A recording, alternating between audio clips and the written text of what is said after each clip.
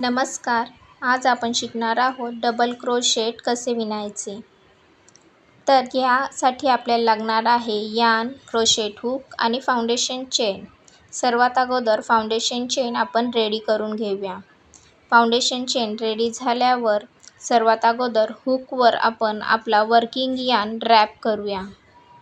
आता हा रॅप केलेला हुक आपण आपल्या चेनच्या तिसऱ्या स्टिचमध्ये इन्सर्ट करूया.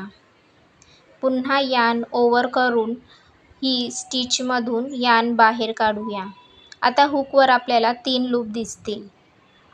पुन्हा आपण हुकवर यार्न ओव्हर करूया आणि पहिल्या 2 लूप्समधून हे वर्किंग यार्न बाहेर काढूया.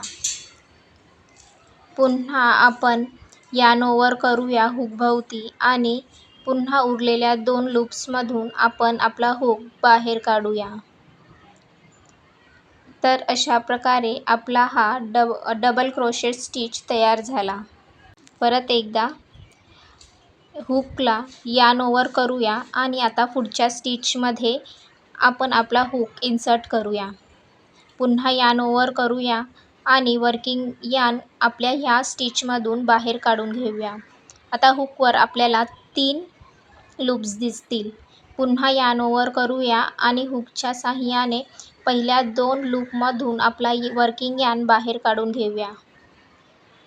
पुन्हा यार्न ओव्हर करूया आणि उरलेल्या 2 लूप्समधून आपले वर्किंग यार्न बाहेर काढून घेऊया. पूर्ण चेन कंप्लीट होईपर्यंत ही प्रोसेस आपण फॉलो करूया. अशा प्रकारे आपले हे डबल क्रोशेट स्टिच तयार होतील. स्टिचेस इव्हन ठेवण्यासाठी प्रॅक्टिस खूप इम्पॉर्टंट आहे.